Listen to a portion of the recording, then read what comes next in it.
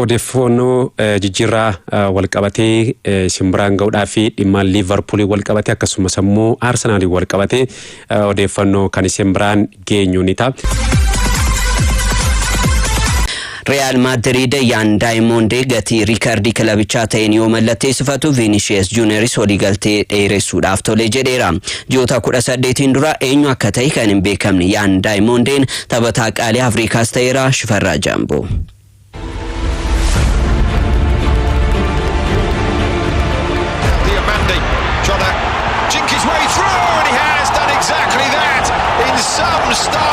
Umuri 15tti biyya dhaloota isaa Cote d'Ivoire irraa gara Ameerikaa imalee keessatti jireenya kubbaa miilaa eegalee amma taphataa qaalii kilaba guddaa addunyaa ta'uun gara Santiago Bernabeu qajeele Yan Diamond'n Real Madrid taphataa ganna 19 lammii Cote d'Ivoire Yan Diamond paawundii miiliyoona 100 miiliyoona 20 mallatteessifatee taphataan kilaboota ciccimoo akka Liverpool fi PSG barbaadamaa ture kun ijoollummaa isaatti Manchester United fi Real Madrid taphachuu akka barbaadu ibsaa ture. Amma abjuu isaa keessaa tokko kan ta'e Real Madrid mallatteessee Real Madrid waliigaltee waggaa 7 taphataa kana mallatteessifatee kanaan dura Jude Bellingham Borussia Dortmund irraa paawundii miiliyoona 100 miiliyoona 15 Real Madrid mallatteessuun riikoordii kilabichaa yoo ta'u amma Yan Diamond paawundii miiliyoona 100 miiliyoona 20 itti ba'uun taphataa qaalii Real Madrid ta'eera. Dabalataan taphataa qaalii Afrikaa maallaqni guddaan itti ba'e ta'uun riikoordii kanaan dura taphatuma biyya isaa Nicolas Pepe'dhaan qabame fooyyesse. Ji'oota 18 dura eenyu akka ta'eyyuu kan hin beekamne Yan Diamond'n akaadaamii DME irraa kilaba Spain Leganesif erga mallatteessee booda bara 2025 RB Leipzig paawundii miiliyoona 20 hin caalle mallatteesse. Taphatichi bara darbe RB Leipzig taphoota hundumaan goolii 13 galchee kubbaa 10 mijjeessee kennuun dargaggeessa cimaa Bundesliga Jarmanis jedhame keessumaa dandeettiin kubbaa gangalchee taphachuu fi taphattoota sarara ittisaan walitti dhufee salphaatti bira darbuu danda'a. Bitaa fi mirgaanis taphachuu danda'a. Goolii galchuu fi kubbaa mijjeessuun hojii jabaa Yan Diamond'tiin kubbaa deebisanii taphachuuf taphataa mijatuudha. Qarqara mirgaatiin Alexander Arnold ga'umsatti deebinaan qindoomina bayeessa mul'isuu danda'a jedhamee eegama. Qarqara bitaanis Marc Cucurellaanis taphataa Yan Diamond waliin qindaa'uu danda'uudha. Kanaaf Jose Mourinho taphataa kana Vinicius Junior fa'aa waliin bitaa fi mirgaan hiriirsee Real Madrid sodaachisaa ijaaruuf taphataa murteessaa ta'aaf eegama. Waliigaltee booda yaadni Jose Mourinho kanuma akeeka. Yan Diamond'n taphataa jaaffaa ganna kana Real Madrid mallatteesses ta'eera.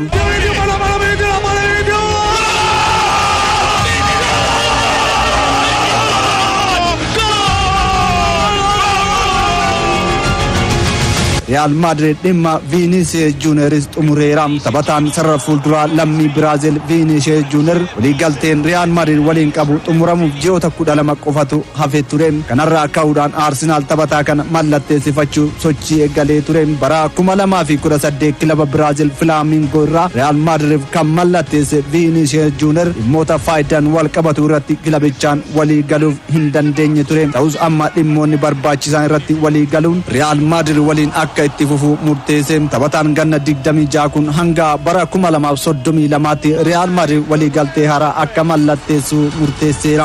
Waggoota 8 darban taphoota 375 Real Madrid taphate goolii 128 galchuun kubbaa 100 hiriyoota isaa mijjeessee kan kenne Vinicius Junior waancaa Champions League Awurooppaa 2 La Liga 3 Coppa del Rey fudhateera. Waliigaltee booda Vinicius Junior waggoota 8 darban Real Madrid waliin dabarse baay'ee gabaabduu ture. Dabalataan waggaa 6 fuulduratti Real Madrid waliin jechuun barreesse. Vinicius Junior taphataa murteessaa yeroo hundaatiin kilaba cimaa addunyaa waliin fuulduratti adeemuudha jechuun kan ibse immoo kilaba isaa Real Madrid ture.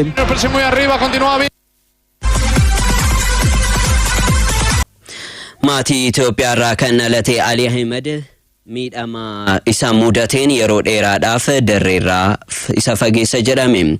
Aliin tapha michoomaatiin kilabiin isaa Norwich Cityn Osasuna waliin taphate irratti jijjiirame seenee miidhamuudhaan bahuun ni yaadatama. Qorannoon fayyaa taasifameen booda miidhama jilbaa mirga isaarraa gaheef wallaansi baqaqsanii yaaluu isa barbaachisa jedhame. Miidhamni isaa mudates miidhama ACL taphattoota kubbaa miilaa yeroo dheeraadhaaf dirreerraa fageessuudha. Kilabiin isaa Norwich Cityn miidhamni Ali Ahmed mudate yeroo hangamiif dirreedha akka isa fageessu garuu hin ibsine. Ali Ahmed miidhama isa mudateen booda hiriyyaan isaa garichaa Mahammad Ture lakkoofsa fooytuu Ali 21 uffatee taphachuudhaaf murteesseera. Kana kan godheef ani si waliinan jira jechuudhaan jajjabeessuufi kanaaf Aliin yeroo miidhamarraa bayyanatee deebi'u barana lakkoofsa Mahammad uffatee taphachaa ture 37 uffata jedhameera.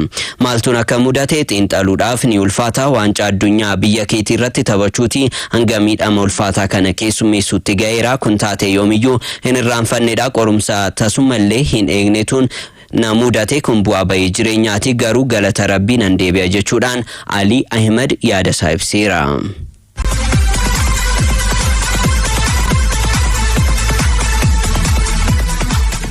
Crystal Palace Takehiro Tomiyasu mallatteessifate.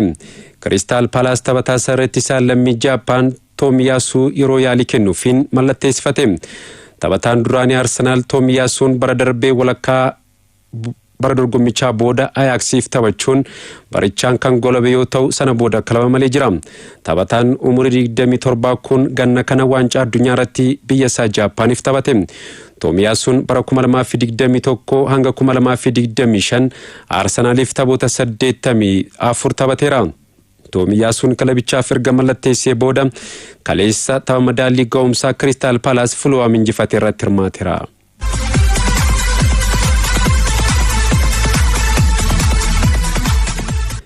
Liverpool Ronaldo Araujo Barcelona irraa ergisaan mallatteessifachuuf walii gale. Manchester Cityn gaaffii Barcelona fudhachuu dideera. Abubakar Abdallaatu qindeesse.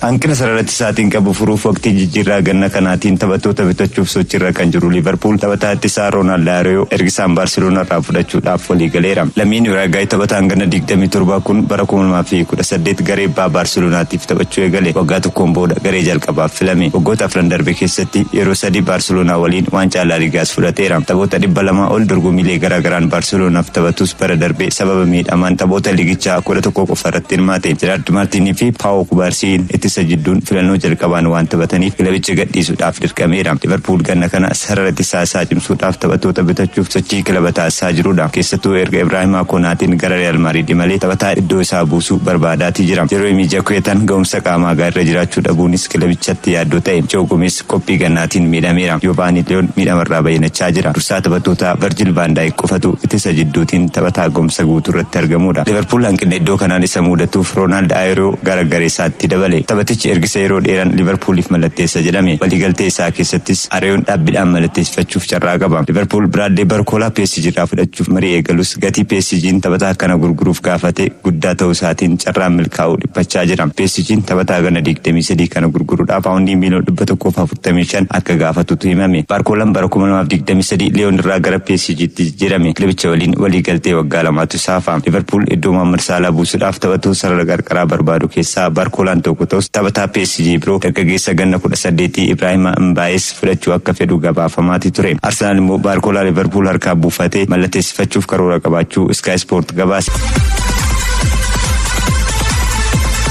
Jijjiirraa ganna kanaan yeroo dheeraadhaaf maqaan isaa Real Madrid waliin ka'aa kan jiru Rodriin Barcelona filate jedhame. Jeremy Dokun waliigaltee dheeressuudhaaf yoo walii galu Nico Gonzalez Manchester Cityn gadhiisu jedhee Abbabaa Alamaayyoo.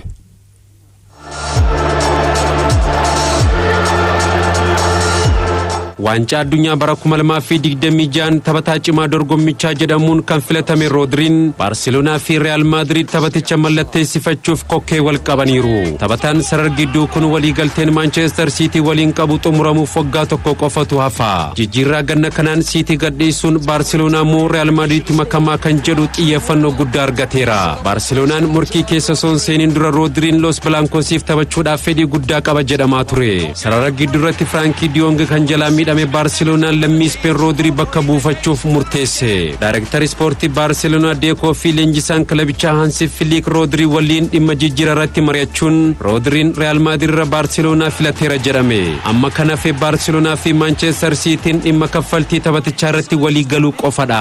Roodriin Manchester City waliin waancaa Premier League England 4 Champions League Europa 1 fi FA England 2 shaampiyoonii ta'e. Cityin yeroo jalqabaaf waancaa Champions League Europa yeroo shaampiyoonii ta'u Inter Milan irratti gool injifannoo kan galche Roodriidha. Bara 2024 ga'umsa Manchester City fi garee biyyaalessa Spain keessatti mul'iseen seenaa kubbaa miilaa isaatiin yeroo jalqabaaf badhaasa Ballon d'Or injifate. Manchester City bakka Roodrii irratti taphataa lammii Morocco Ayoub Boadilil irraa mallatteessifachuuf haasa'aa jira.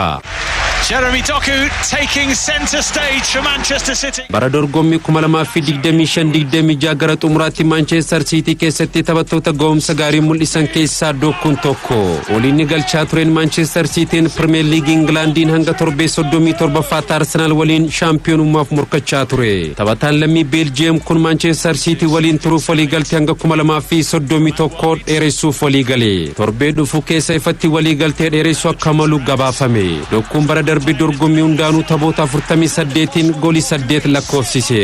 Manchester Cityin ganna kana qofa waliigaltee Phil Foden, Joshko Gvardiol fi Abdul Qadir Kusanov dheeresse. Keeps on going and Nico scores! His first ever goal in the Etihad!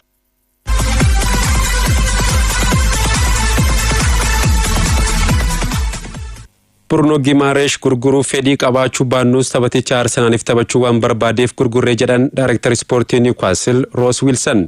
Arsenal dursaa taphattoota Newcastle Bruno Gimaresh paawundii miliyoona 75 mallatteessifachuuf waliigale. Daayireektarri ispoortii kilabichaa Wilson taphataa umurii 28 Gimaresh as turuuf fedhii dhabuun isaa nu gaddisiiseera jedhan. Ta'us Gimaresh kan gurgurree gatii riikardiidha jedhaniiru. Kaffaltiin paawundii miliyoona 75 kun taphataa umurii isaa irratti argamuuf riikardiidha jedhan. Hojii gaggeessaan kilabichaa David Hopkinson ammoo Arsenaal karoora isaatii ol nuuf kaffaleera jedhan. Dhimma jijjiirraa Liverpool akkasumas Arsenal wal qabate muraasa simbiraan ga'uuf akkuma silaa oduudhaan simbiraan keenya Liverpool Ronaldo Araujo ergisaadhaan mallatteessifachuudhaaf waliigaluun isaanii beekama. Taphataan kun taphataan sararsaa Barcelona kun jechuudha. Ronaldo Araujoon qorannoo fayyaa gochuudhaaf akka ta'edha. Gaafumatti kan jiru kanatti ammoo dhimma Liverpool wal qabate Bradley Barcola ammas Liverpool mallatteessifachuudhaaf hoggansaa PSG waliin mari'achaati kan jiru. Garuu kilaboonni lamaan dhimma kaffaltii irratti hangammaatti waliigaluu kan dandeenye daqiiqaa muraasa dura Sky Sport kan gabaase Liverpool hanga paawundii miliyoona 100 jalqaba dhiyeesse fudhatama sun argatiin kanaaf amma yeroo lammaffaatiif ammoo Liverpool paawundii miliyoona 100 fi miliyoona 15 dhiyeessuudhaaf qophii akka ta'e kan gabaafame. PSG ammoo jijjiirraa Bradley Barcola irraa paawundii miliyoona 100 fi miliyoona 45 akka barbaaduudha. Gabaafamatti kan jiru odeeffannoo amma Sky Sport qabatee baheen ammoo Arsenal gidduu seenuudhaan taphataa sarara fuuldura PSG Bradley Barcola mallatteessifachuudhaaf Liverpool waliin murkii keessa akka seenedha. Gabaafamatti kan jiru keessattuu Arsenal Vinicius Junior mallatteessifachuudhaaf taphaticha dhimma taphaticha hordofaati kan ture. Vinicius Junior garuu erga Real Madrid waliin waliigaluudhaan waliigaltii waggaa 6 dabalata mallatteessuudhaaf erga waliigalee booda Arsenal taphattoota sadii irratti kan xiyyeeffate Bradley Barcola, Julian Alvarez akkasumas ammoo kan Everton Iliman Ndiaye mallatteessifachuudhaaf fedhii akka qabuudha kan gabaafame. Liverpooliin dhimmoota dhuunfaatiin kan waliigalee Bradley Barcolaas gidduu seenee Arsenal taphataa kana Liverpool irraa harkaa butachuudhaan mallatteessifachuu akka barbaadu kan gabaafame. Akkuma sila kaasee garuu PSG'n paawundii miliyoona 100 fi miliyoona 45 waan barbaaduu fi Liverpool yookiin ammoo Arsenal maallaqa kana ni kaffalu kan jedhu kan eegamu ni ta'a. Liverpool dhimmi Bradley Barcola yoo milkaa'uu baate achuma PSG irraa Ibrahim Mbaye umurii 18 irratti kan argamu taphataa kana mallatteessifachuudhaaf dhimma taphataa kanaas hordofaa akka jirudha. Gaafumatti kan jiru.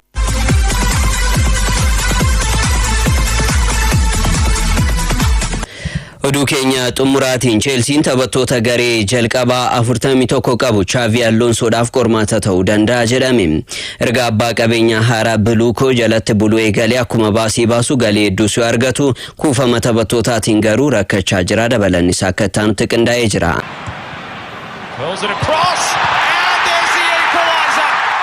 Leenjisaa haaraa Xavi Alonso qacaruun bara dorgommii haaraa kan eegale Chelsean akkuma kanaan dura baratame kilabichi walgeettii taphattootaa fakkaateera. Jijjiirraan taphattootaa xumuramuudhaaf guyyaan 25 qofti yoo hafu The Blues taphattoota garee jalqabaa 41 qaba. Premier League Ingilaandiif taphattoota umurii 21 gadii fi biyyattiitti dhalatan dabalatee taphattoota 25 qofa galmeessuu qaba. Taphattoonni 16 sanarraa hafan maal hojjetu. Bara darbee moggaasa Bomb Squad jedhuun taphattoonni kilabicha keessatti gatii hin qabnee fi akka gurguraman barbaadaman kanneen akka Raheem Sterling fi Axel Disasi turaniiru. Bara kanas taphattoonni 16 kunneen yoo hin gurguramne mudannoo ulfaataaf saaxilamu. Bara 2024-25 Chelsean Conference League Awurooppaa irratti hirmaachaa waan tureef taphattoota hedduu dorgommii kanarratti qofa hirmaachiseera. Bara kana garuu Chelsean dorgommii Awurooppaa kamuu keessa hin jiru. Xavi Alonsoon taphattoota isaaf barbaachisan Morgan Rogers, Marco Palestra, Danny Welbeck, Jordan Henderson, Maxence Lacroix fi Pepe Chavari ammoo Rayo Vallecanoorraa mallatteessifachuuf dhiyaateera. Tapha Hong Kongitti Chelsean Juventusin goolii 1-0 mo'ame irratti Alonsoon taphattoota 21 fayyadamaniiru. Kana keessaa 5 taphattoota akaadaamiiti. Turtii isaanii baha fagoon Chelsean sanbata Indoneeshiyaatti AC Milan waliin torbee isaatti immoo shaampiyoonii Maaleeshiyaa Johor Darul Taazim waliin taphachuun qophii isaa xumura. Kanarratti Xavi Alonsoon taphattoota ga'umsa gaarii qabanii fi Chelsea fayyadan adda baafatu jedhamee eegama. Ammayyuu taphattoonni 5 garee jalqabaa kilabichaa waliin shaakala hojjechaa jiranii. Benoit Badiashile, Axel Disasi, Marc Guehi, David Datro Fofana fi Caleb Willi. Taphattoonni kunneen ergisaan akka gadhiisan barbaadamu. Taphattoonni torba Enzo Fernandez, Reece James, Morgan Rogers, Jordan Henderson, Maxence Lacroix, Valentin Barco fi Malo Gustoon waancaa addunyaan hanga guyyaa xumuraatti waan turaniif boqonnaarraa torbee dhufu deebi'u. Trevoh Chalobaan paawundii miliyoona 31 gara Como yoo imalu goleegaa Philippe Jorgensen immoo ergisaan kilaba obbolaa Strasbourg imala. Erga bara 2022 hoggansa haaraa Torbolii fi Clarle Capital waluun ta'uudhaan Chelsea bitatanii paawundii biliyoona 1.8 jijjiirraa taphattootaaf baasuun kilaba Awurooppaa hunda caala. Garuu taphattoota guddattoota waliigaltee waggaa dheeraan mindaa muraasaan waan mallatteessifataniif kisaaraaf isaan hin saaxille. Waggaa arfan kana keessatti gurgurtaa taphattootaarraa paawundii biliyoona 1 argachuunis olaanaadha. Ganna kanas hanga ammaa gurgurtaa taphattootaarraa paawundii miliyoona 100 fi miliyoona 50 argateera. Chelsean bara darbe Enzo Maresca fi Liam Rosenyi leenji'aa sadarkaa 10ffaan xumure. Ammas taphattoonni gurguramanii fi ergisaadhaan deemuu danda'an hedduu ta'anis Xavi Alonsoon The Blues morkataa waancaa taasisuuf gara Stamford Bridge dhufan heddumina taphattoota jiraniin qoramuu malu.